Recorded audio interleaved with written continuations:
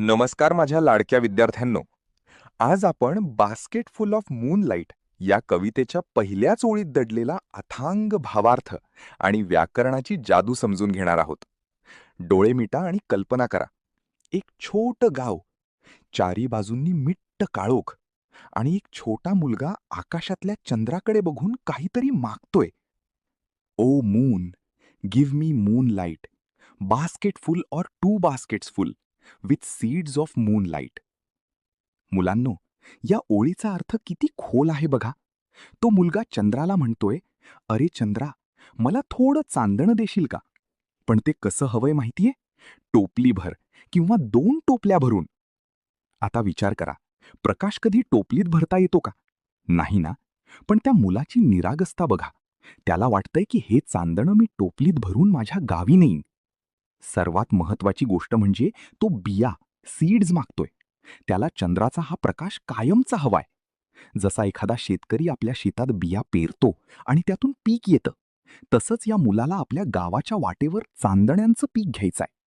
त्याला खात्री आहे की जर एकदा का मी या चांदण्यांच्या बिया पेरल्या, तर रोज रात्री रस्ता उजळून निघेल आणि माझ्या बाबांना अंधाराची भीती वाटणार नाही. आठवून पहा, जेव्हा तुम्हाला एखादी खेळणी हवी असते, तेव्हा तुम्ही हट्ट धरता ना, "बाबा मला ते पाहिजेच." अगदी तसाच हट्ट हा मुलगा आपल्या चंद्रमामाकडे करतोय. जसं आपल्याला माहिती असतं की आपले बाबा आपला कोणताही हट्ट पूर्ण करतील, तसंच या मुलाला खात्री आहे की चंद्र त्याला हे चांदणं नक्की देईल. हा हट्ट स्वतःसाठी नाही, तर आपल्या बाबांना सुरक्षित घरी आणण्यासाठी आहे. यालाच म्हणतात निस्वार्थी प्रेम. यातील आणखी एक भाग आपण समजून घेण्याचा प्रयत्न करू. आता या ओळीत लपलेली इंग्रजी भाषेची जादू म्हणजे व्याकरण समजून घेऊया. परीक्षेसाठी हे खूप महत्वाचं आहे. थोडं लक्ष द्या.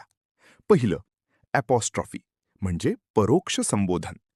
मुलांनो, जेव्हा कवी अशा एखाद्या गोष्टीशी बोलतो जी सजीव नाही किंवा जी उत्तर देऊ शकत नाही, तेव्हा तिथे ॲपॉस्ट्रॉफी हा अलंकार होतो. इथे मुलगा चंद्राला हाक मारतोय, ओ मून. चंद्र त्याला उत्तर देणार नाही, पण मुलाचा भाव त्याच्याशी जोडलेला आहे. हे लक्षात ठेवायला सोपं आहे. जेव्हा आपण निसर्गाला साथ घालतो, तेव्हा तिथे ॲपॉस्ट्रॉफी असतो. दुसरं, ॲलिटरेशन म्हणजे अनुप्रास. आता ही ओळ पुन्हा नीट ऐका. बास्केट फुल ऑर 2 बास्केट्स फुल. यामध्ये ब या अक्षराचा आवाज पुन्हा पुन्हा आलाय. Basket, baskets. जेव्हा एकाच अक्षराचा नाद वाक्यात पुन्हा पुन्हा येतो आणि एक लय निर्माण करतो, तेव्हा त्याला ॲलिटरेशन म्हणतात. बघा मुलांनो, एका छोट्या विनंतीमध्ये किती मोठं व्याकरण आणि किती मोठी भावना दडलेली आहे. पुढे आपण या पुढचा भाग पाहूया. तोपर्यंत विचार करा, तुम्ही तुमच्या बाबांच्या कष्टासाठी चंद्राकडे काय मागितलं असतं? मुलांनो, आता आपण कवितेच्या अशा भागात आलो आहोत जिथे त्या मुलाची आयडिया किंवा त्याची एक सुंदर कल्पना आपल्याला समजणार आहे.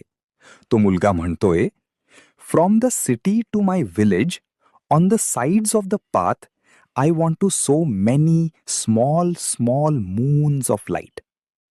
मुलांनो, त्याचं गाव शहरापासून खूप लांब आहे. हा रस्ता फक्त लांबच नाही, तर तो भयाण अंधाराने भरलेला आहे. तो मुलगा म्हणतोय, "मला शहरापासून माझ्या गावापर्यंतच्या रस्त्याच्या दोन्ही बाजूंना प्रकाशाची पेरणी करायची आहे." सो, पेरणे हा शब्द बघा. जसे तुमचे बाबा शेतात कापूस किंवा सोयाबीन पेरतात, तसं या मुलाला प्रकाशाच्या बिया पेरायच्या आहेत. त्याला 1-2 नाही, तर मेनी म्हणजे खूप सारे छोटे छोटे चंद्र तिथे उगवलेले पाहायचे आहेत. का बरं?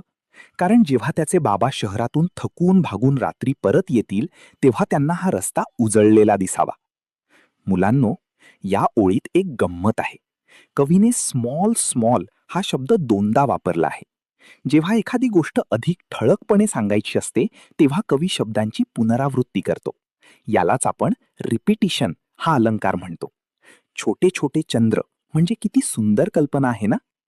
आणखी एक गोष्ट नीट ऐका. स्मॉल स्मॉल मून्स, यामध्ये मून्स मून्स आणि स्मॉल स्मॉल या अक्षरांचा नाद निर्माण झाला आहे. जिथे एकाच अक्षराचा उच्चार पुन्हा पुन्हा येतो, तिथे असतो आपला आवडता ॲलिटरेशन अलंकार. विचार करा मुलांनो, जर आपल्याला आपल्या गावाकडचे रस्ते उजळायचे असतील, तर आपण काय करू शकतो? या मुलाकडे लाईटचे खांब लावायला पैसे नाहीत, पण त्याच्याकडे प्रेम आणि कल्पना आहे. त्या प्रेमापोटीच तो चंद्राच्या बिया मागतोय. मुलांनो, आता आपण कवितेच्या अशा वळणावर आलो आहोत जिथे आपल्याला त्या मुलाच्या काळजाची धडधड ऐकू येईल. तो मुलगा त्याच्या गावाची परिस्थिती सांगतोय. The whole village goes to the city daily to work. It becomes dark on its way back as my village is quite far. मुलांनो, त्याचं गाव खूप लांब, क्वाईट फार आहे. गावात रोजगाराची साधनं नाहीत, म्हणून अख्खं गाव, द होल विलेज, रोज पोटासाठी शहरात जातं. आता कल्पना करा, शहरात दिवसभर घाम गाळून जेव्हा हे लोक परतीच्या प्रवासाला निघतात, तेव्हा सूर्य मावळलेला असतो आणि सगळीकडे डार्क म्हणजे काळा कुट्ट अंधार पसरलेला असतो. शहरात दिवे असतात, पण शहराच्या बाहेर पडलं की गावापर्यंतचा रस्ता भयाण असतो. त्या मुलाला भीती वाटते की इतक्या अंधारात त्याचे बाबा नीट घरी पोहोचतील ना, त्यांना रस्ता सापडेल ना. मुलांनो, आपल्यापैकी अनेकांचे बाबा रोज सकाळी लवकर निघतात आणि रात्री तुम्ही झोपायच्या वेळी किंवा झोपल्यावर घरी येतात. हा जो मधला काळ असतो ना, तो त्यांच्या संघर्षाचा असतो. रस्ता लांबचा आणि अंधाराचा असला तरी तुमच्या चेहऱ्यावरचा आनंद पाहण्यासाठी ते रोज हा प्रवास करतात. या ओळींमध्ये त्या बापाच्या कष्टाची जाणीव दडलेली आहे. व्याकरणाच्या दृष्टीने पाहिलं तर डेली टू वर्क किंवा बॅक ॲज यांमध्ये शब्दांची लय महत्वाची आहे. पण इथे कवीने शब्दांपेक्षा स्थितीवर जास्त भर दिला आहे. तरीही विलेज गोजमधील नाद बघा, हा ॲलिटरेशनचा एक भाग आहे. विचार करा मुलांनो, शहरात चकाचौंध आहे, पण या मुलाच्या गावात मात्र अजूनही अंधार आहे. हा अंधार फक्त रात्रीचा नाही, तर हा अंधार सोयी सुविधांच्या अभावाचा सुद्धा आहे. मुलांनो, आता कवितेचा हा भाग ऐकताना तुमच्या अंगावर काटा येईल. तो मुलगा त्याच्या बाबांच्या वाटेत असणाऱ्या संकटांचं वर्णन करतोय. The route is tough and full of snakes and scorpions. Neither bus nor cart plies. When my father returns home I am asleep. मुलांनो, द रूट इज टफ म्हणजे तो रस्ता साध्या डांबरी रस्त्यासारखा नाही, तर तो खाच खळग्यांचा आहे. आणि त्याहून भयंकर म्हणजे तिथे स्नेक्स, साप आणि स्कॉर्पियन्स, विंचू यांचा वावर आहे. विचार करा, अशा धोकादायक रस्त्यावरून त्या मुलाचे बाबा रोज चालत येतात. तिथे मदतीला कोणतीही बस नाही किंवा साधी काठ, बैलगाडी सुद्धा जात नाही. Neither bus nor cart plies म्हणजे बाबांना पूर्ण रस्ता पायपीट करतच पार करावा लागतो. मुलांनो, सर्वात दुःखदोळ म्हणजे when my father returns home I am asleep. बाबा जेव्हा एवढा संघर्ष करून घरी पोहोचतात तेव्हा हा मुलगा झोपलेला असतो. त्याला त्याच्या बाबांना मिठी मारायची आहे, त्यांच्याशी बोलायचं आहे, पण बाबांच्या कामाच्या वेळा आणि रस्त्याचा अंधार यामुळे त्यांची भेटच होऊ शकत नाही. तुमच्या आयुष्यात कधी असं होतं का की बाबा घरी आलेत पण तुम्ही झोपलेले असता?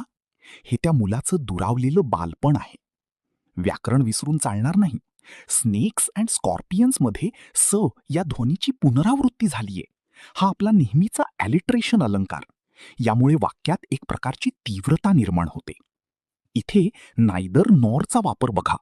जेव्हा आपल्याला दोनपैकी एकही गोष्ट उपलब्ध नाही असं सांगायचं असतं, तेव्हा आपण हा प्रयोग करतो.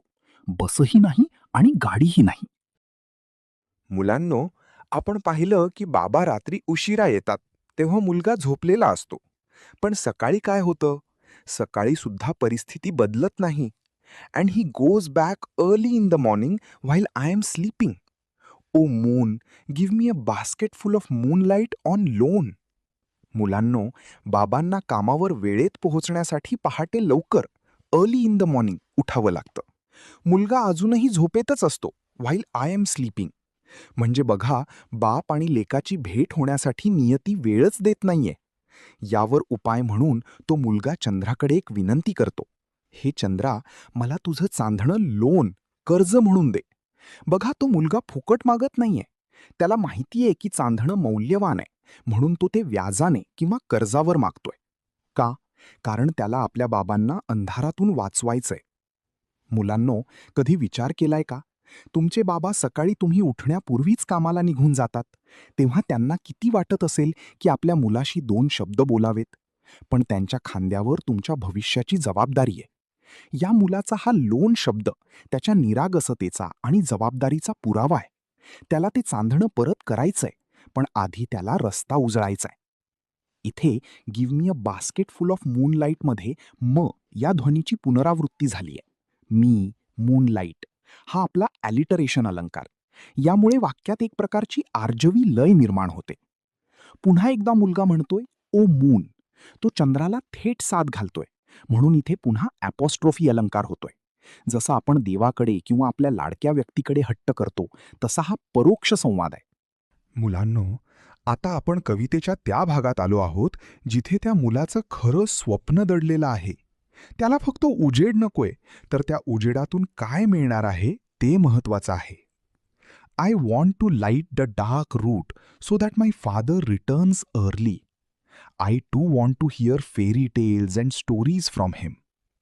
मुलांनो, तो मुलगा म्हणतोय, मला तो अंधारलेला रस्ता उजळायचा आहे. लाईट द डार्क रूट, जेणेकरून माझे बाबा लवकर घरी येतील. पण ते लवकर का यावेत? फक्त जेवणासाठी? नाही.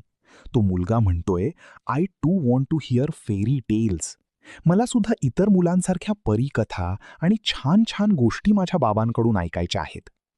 अंधारामुळे बाबांना उशीर होतो आणि मुलाचं हे स्वप्न अपूर्ण राहतं. प्रकाशाचा अर्थ इथे केवळ उजेड नाही, तर बापासोबत घालवलेला वेळ असा आहे.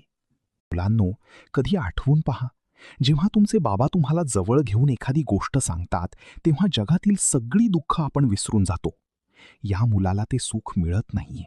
तो चंद्राकडे मदत मागतोय, जेणेकरून त्याच्या बाबांचा कामाचा थकवा दूर व्हावा आणि त्यांनी आपल्या मुलाला वेळ द्यावा. मुलांनो, तुमचे बाबा तुमच्यासाठी दिवसभर कष्ट करतात. रात्री घरी आल्यावर किमान 2 मिनिटे त्यांच्याशी गप्पा मारा. त्यांना तुमच्या शाळेतल्या गोष्टी सांगा. तोच त्यांच्यासाठी खरा उजेड असेल. मुलांनो, कविता संपताना कवी पुन्हा त्याच ओळींकडे येतात ज्यांनी सुरुवात झाली होती. पण आता या ओळींमध्ये एक वेगळाच विश्वास आहे. O moon, give me a basket full of moonlight.